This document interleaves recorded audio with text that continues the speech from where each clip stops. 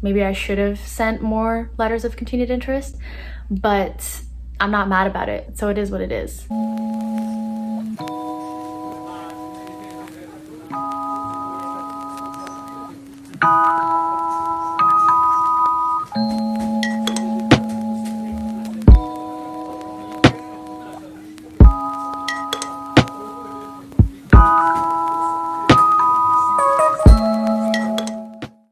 What's up guys? Welcome back to my channel. In this week's video, we're going to be talking about what to do when you've been waitlisted. I said that I was only gonna make maybe like 1 or 2 more videos about applying to law school, and I was thinking that this was gonna be the last one, and I was only gonna just talk about what I'm gonna be doing to prepare for law school during the summer. But then I forgot that I had wanted to talk about being waitlisted and what I did, because my waitlist process was kind of strange in that I didn't really expect to get waitlisted to these schools. So when it happened, I didn't really know what to do. And also my position at the time, being that I was not in school nor was I working, kind of made it weird as to what I was supposed to even tell the schools when it came time for me to do things like write a letter of continued interest and update the school on things that had been happening in my life. So I wanted to go ahead and talk about that in case anyone else finds themselves in that position in the upcoming application cycle, and what you can do versus what maybe you shouldn't do when you are waitlisted. So my number one thing when you've been waitlisted is first and foremost to say thank you to the school, which kind of sounds maybe obvious that like you would say thank you or that you would be grateful for being waitlisted, especially if it was a school that you really didn't even expect to be considered to get into. For like me, I was waitlisted at USC and Georgetown, and I just didn't really expect, and GW, but I already talked about that in my last video. I didn't really expect to get waitlisted to schools like GW or USC because I wasn't even I was just completely expecting to be rejected right off the bat.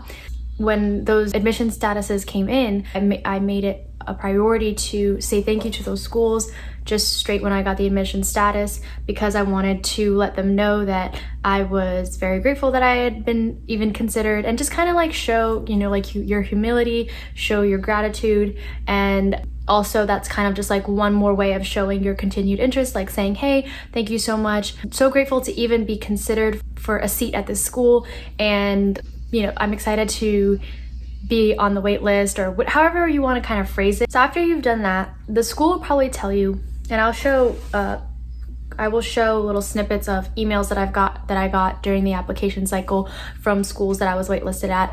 They will probably tell you things like, if you want to be considered for admission at such and such school, please make sure to fill out this survey by the end of this week or in 2 weeks. Please make sure to send us emails that are updating us on anything that's changing, whether that's at your job or your school. So they will kind of tell you in a way, like a very vague way, how they want you to go about communicating with them now that you're on the wait list. You have to really make sure you read those emails and look and see if they give you any type of explicit detail as to what they want you to do, because you really want to make sure you're following their directions to a T. If they only ask you to send out respond to their survey by the specific date, and instead you don't do the survey but you just send them a letter of continued interest, you're not following their directions, and I cannot guarantee to you that they will be accepting of that.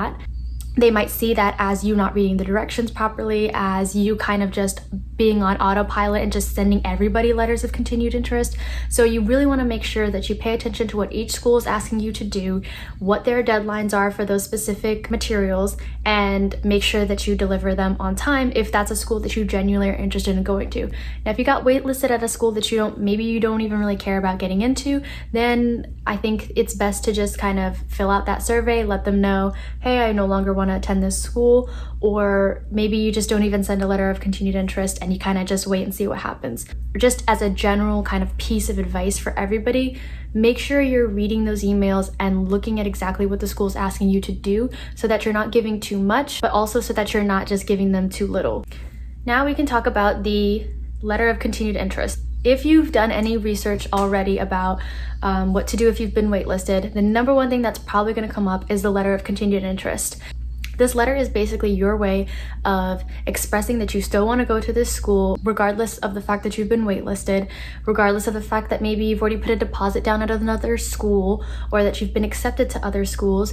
It's just expressing to this university, yes, I would still like to attend, and if I were to be accepted, I will 100% come to this school. That's basically what they want to know. Although it is nice for them to know all the little other things like this is what's been happening in my life and here are some changes to my application, as much as they want to know that information, they pretty much really just want to know if we are going to extend you a letter of acceptance, are you 100% going to come to this school? Because when they're dealing with those last few seats and trying to figure out who to move on the wait list, they want to know that if they're going to spend this time reconsidering your application and send you a letter of acceptance, that you're 100% going to put down a deposit at that school. It's a game on both sides, right? So students were kind of trying to gauge, okay, how long can I wait before I decide whether or not I really want to go to law school this fall, given everything that's happening right now.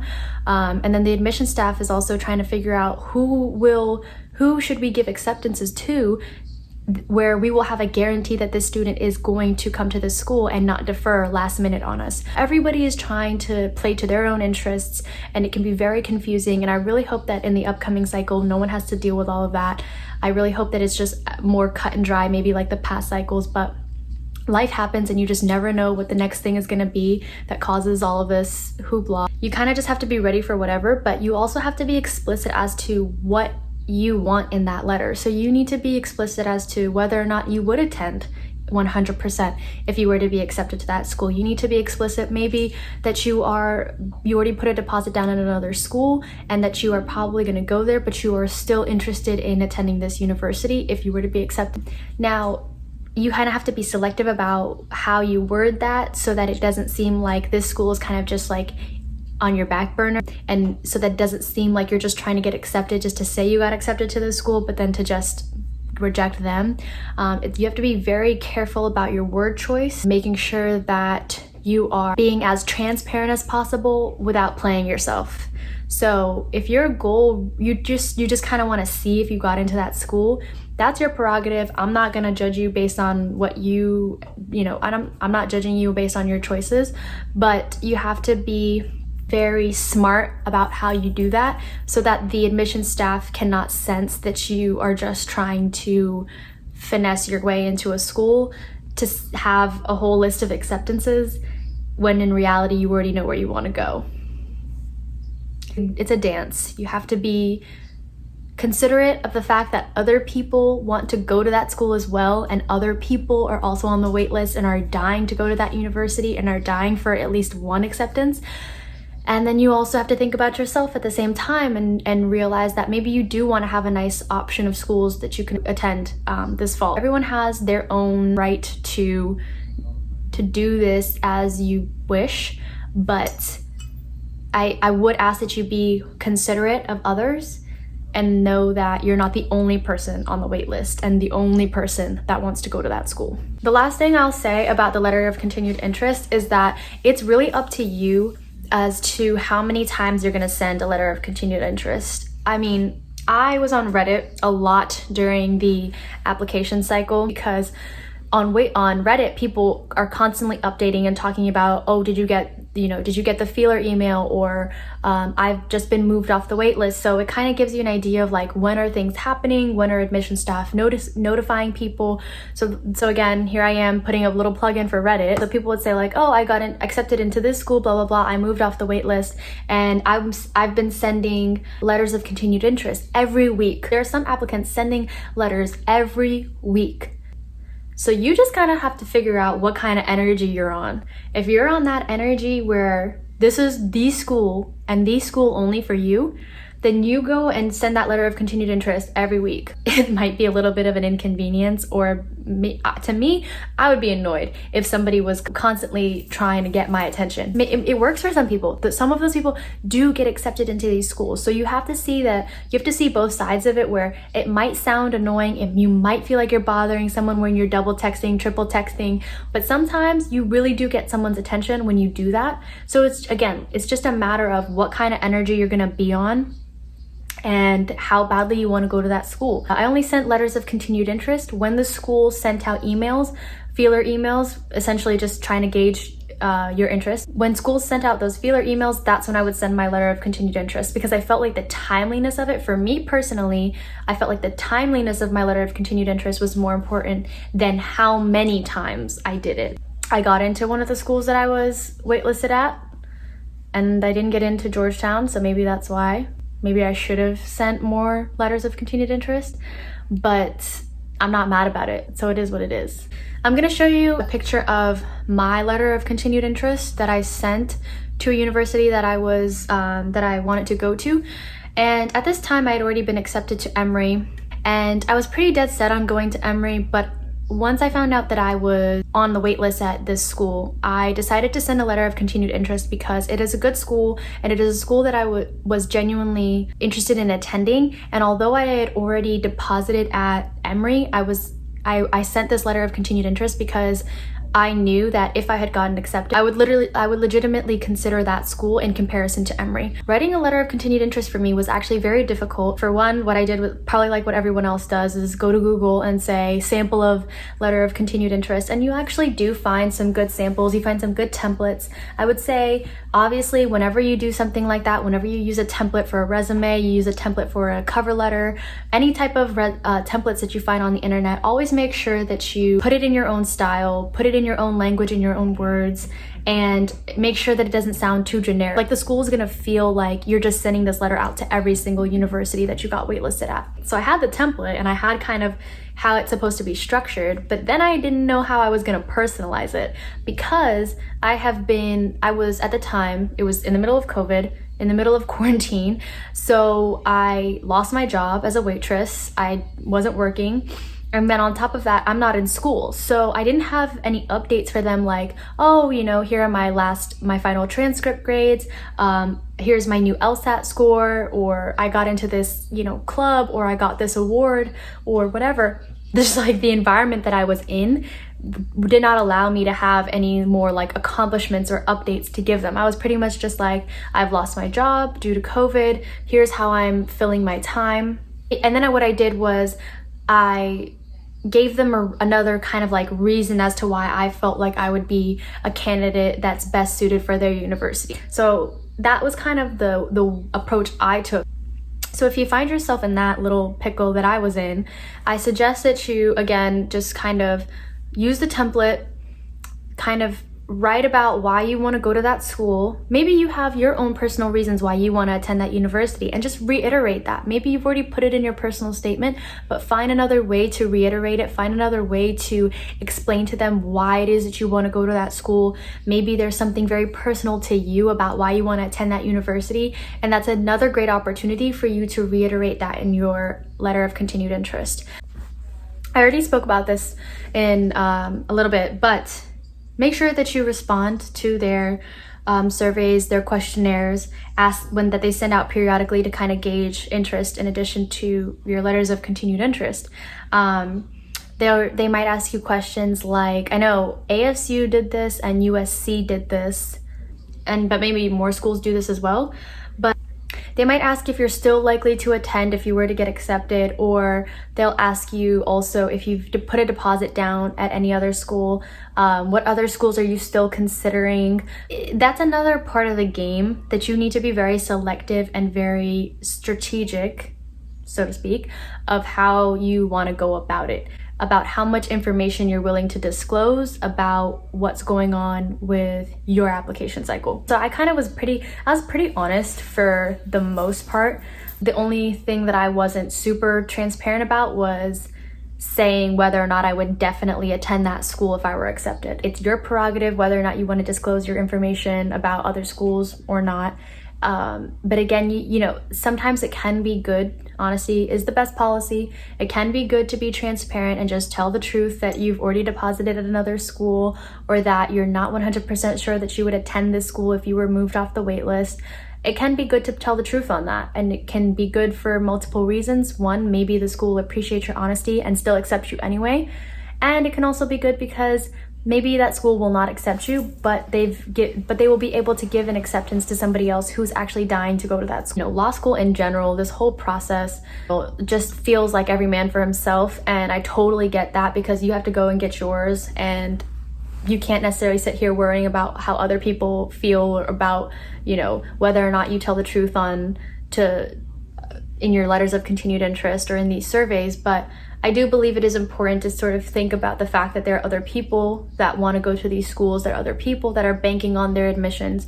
And if you genuinely do not care enough to be accepted into that school, then just withdraw. Like, just tell them that you're no longer interested. Don't play that game if you already know in the back of your mind that regardless of whether or not you get accepted, you don't care. Don't play that game for other people's sake. It's your prerogative to do whatever you decide to do, and if you want to just have the safety of knowing you got into one more school, then you got to do what you got to do. I did that for ASU. You know, I applied and I got waitlisted, and then I was considering, I was like, do I write a letter of continued interest? Do I actually care whether or not I got accepted into ASU, or was it kind of just another school I applied to because I felt like my statistics aligned? Like, I really felt no type of way. I felt so indifferent, and I found myself just sitting there being like, then why did I even apply to the school? And two, why am I even still trying to get them to accept me? Like, is that just my ego? Like, I just want to have a whole bunch of acceptances so I can say I got into all these schools, but then I rejected all of them just to go to one. Like, I really had to do a little self-evaluation, and I realized that I just didn't even care about going to ASU. So I withdrew when they sent out their survey after I was waitlisted. I just told them that I no longer wanted to be in consideration for a seat at the school, and that was that. And afterwards, I didn't feel any type of way about it. It was like almost like it was a relief because I didn't have to consider, and I didn't have to go through the trouble of forcing myself to write a letter of continued interest that I didn't actually even feel passionate about. So be honest with yourself and check yourself when you are in these positions of being waitlisted. If you genuinely don't care whether or not you get into that school and you have other acceptances, save yourself the time and create opportunities for others to get into that school. Don't play that game. Beyond letters of continued interest and the surveys, some schools might ask for other materials that you think might benefit your application. This could mean videos, Legally Blonde style. I don't know what other kind of materials that you would really give to a school besides like your transcripts if you're still in undergrad. If you are on the more creative side and you want to make a video, or I don't know what else you would really do, but whatever that might be, just be very, again, selective and strategic about how you do those things. It really just depends on the kind of person you are and how badly you want to go to that school. I know a lot of us are so desperate to get into a school or to get into these schools that we've been waitlisted to, and we get put into these positions to kind of do stuff that's out of our character, or to, in a way, like sell ourselves for I mean, in reality, really, so that you can be accepted. This is the greatest form of doing something so that someone will like you, right? And it's so funny because it goes against everything we were taught of as children or growing up, at least as in our adolescence, to just not care what people think about you, right? If people don't like you for who you are, then so be it. It's their loss. This is really just like reflective of society in general, where you're taught to love your individuality, you're taught to be true to yourself, stay true to who you are, and yet there are so many systems in society that require you to not be who you are, or require you to, in a sense, do whatever it takes to get somebody to like you for their approval. There's definitely a point to that where you have to kind of suck up your pride, and you do have to do what you have to do so that you can get into a school. But then there's another side to it where if you ever find yourself in a position where you are doing too much for someone's approval, you kind of have to take a step back and really reevaluate the situation and ask yourself, is it really worth it? I know for some students, if it's like negotiating for more scholarship, that is definitely a position in which you are probably going to do whatever you have to do to get more money. But again, if this school genuinely is not giving you the time of day, they're not communicating with you, don't ever feel like they're too good for you in a sense, you know? If you have other acceptances, you can go to the school that's giving you the money, that's communicating with you, that's not making you just kind of sell yourself out. Like, don't ever feel like you have to put yourself in a position that makes you feel as if you are lesser than and that you are begging for someone's approval. Pay attention and put your energy into the schools that do want you.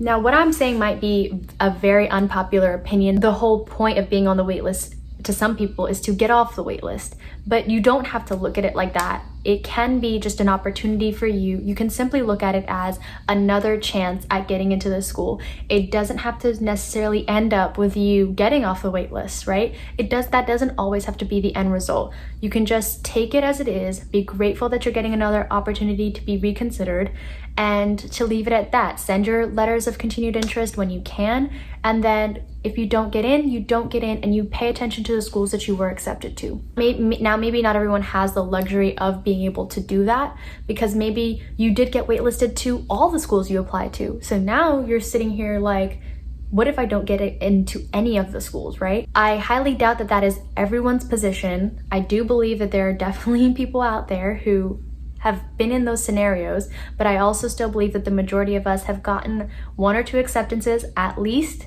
and are just waiting on other schools to make a move. Again, I just think that it's never worth it to put yourself in such a position where you are on your hands and knees begging for someone's approval. If you have no problem doing that, then that is amazing, and maybe you will get into some really great schools. But for me personally, after a while, I was like, I realized my worth. I realized that other schools saw my worth by giving me acceptances and giving me scholarship, and I basically was just like, okay, if I get it off the wait list at these schools, that's awesome. But if I don't, I have other acceptances and I have other schools that I can go to, and I'm gonna put my energy into getting excited about attending those schools, into getting excited about attending law school, period. It's so funny how reflective of life this whole process really is.